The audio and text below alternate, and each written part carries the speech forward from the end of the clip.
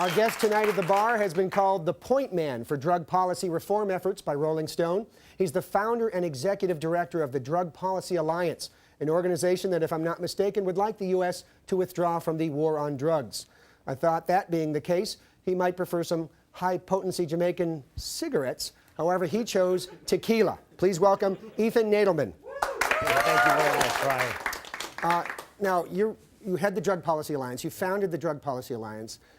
You push towards drug policy change. Right. You don't seem like the kind, like, when I think of somebody who would head an organization like that, I think of my roommate in college. Yeah, well, you know, those are the old days, Okay. right? I mean, but the fact of the matter is, you look at guys like William Buckley and Milton Friedman, may they rest in peace, two leading conservatives, they didn't fit that image. George Shultz, the former Republican Secretary of Everything, I mean, Frank Carlucci, Walter Cronkite, those are our allies just as much as the potheads, you know, hanging out in a college dorm room arm as well. So what prompted you to form this organization?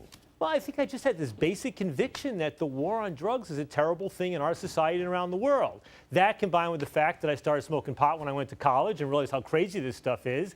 And then you start to study this stuff, read about it, learn about it, and you realize the whole war on drugs is crazy. They smoke pot at Harvard?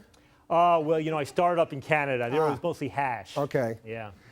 So is the focus of your organization primarily marijuana reform? No, Brian, actually it isn't. I'd say about a third, 40% we work on is trying to legalize medical marijuana, trying to ultimately end the entire prohibition of marijuana. But we're also involved in trying to reduce the total number of black people going to bars, mostly black people going to prison on these drug charges, Rockefeller drug laws in New York, the crack powder things in Congress. We're also trying to reduce AIDS through needle exchange programs, trying to reduce the number of people who are dying of overdose fatalities. So we're really, the whole idea is roll back the war on drugs, treat addiction like a health issue, not a criminal issue, put fewer people in prison, legalize marijuana more or less like alcohol. Let's tone it down and get rational, science-based, health-based. I noticed that President Obama recently, he had this Google chat, or the town hall. Yeah. And invited questions from all around the country.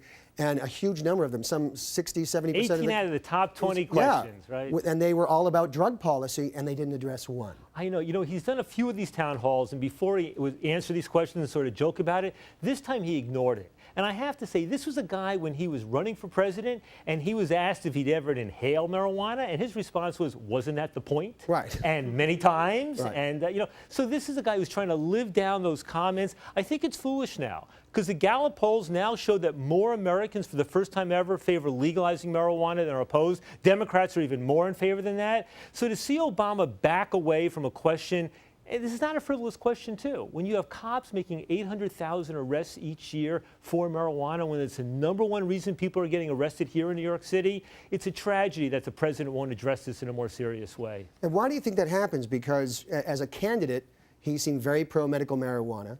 And was probably the most open about drugs than any candidate we've seen in a long time. I mean, we had Bill Clinton, who pretended he didn't, you know, he smoked, but he didn't inhale.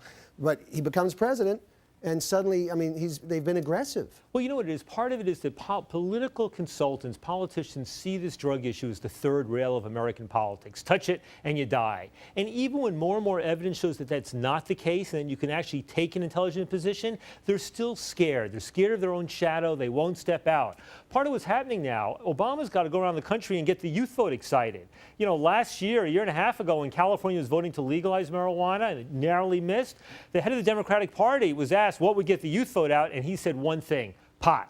Well, the fact of the matter is young people care about this issue, not just because they like to smoke pot, because most don't. It's also about principle. It's about freedom. And Obama's going to need to talk more to these values if he wants to have a shot come this November.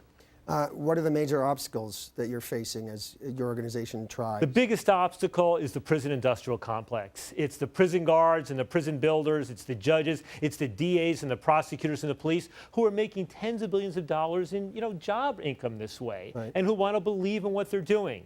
Part of it also is just ignorance and fear and prejudice. People's fears around their kids and drugs, people's fears around black people and drugs, all of this sort of stuff. So ultimately, when you look at the science, look at the evidence, reason, economic arguments, fiscal arguments, it all comes down in favor of ending the war on drugs in a more common sense approach. When you look at the politics, they're beginning to shift our way, but they're not yet there. Is there an approach you could take from a conservative angle? Does it make sense from a conservative financial angle to regulate a drug that you can tax, like alcohol. I got to tell you, even the conservatives who hate taxes, a lot of them say if you can tax their marijuana and I pay less taxes on what I care about, you get a lot of conservative support for that. This November, there's going to be ballot initiatives in Washington State and Colorado to legalize marijuana. They each have a shot. Part of the support will come from conservatives who say, I don't like taxes generally, but taxing pot instead of having the criminals collect the money seems to me like a good idea. Because I know, I have friends in New York, I mean, they have delivery services for pot. And they will come to your house and deliver pot, and that all that money is going. It's not making it into the system. I got to give the NYPD credit in one respect. They aren't cracking down on those delivery services in New York. On the other hand, they arrested about 50,000 people last year for marijuana possession, even though marijuana possession is decriminalized in New York. Well, didn't Commissioner Kelly said not to go after? Commissioner Kelly said stop doing that, but the cops are still continuing to do it. So something's going on there. And the fact of the matter is, it's mostly black kids. If you were to stop 100 black kids, 100 white kids, and 100 brown kids, roughly the same percent would have pot in their pocket. But black kids are about 5-7 times more likely to get arrested and prosecuted and all that sort of stuff. So there's some terrible discrimination going on in this thing as well. So thank you, Ethan. I think we're out of time. Brian, thank you very much. I'd shake your hand. I don't want to give you my terrible disease, so let's do a virtual shake. Fist bump. You got it. Okay. Ethan Nadelmann from the Drug Policy Alliance.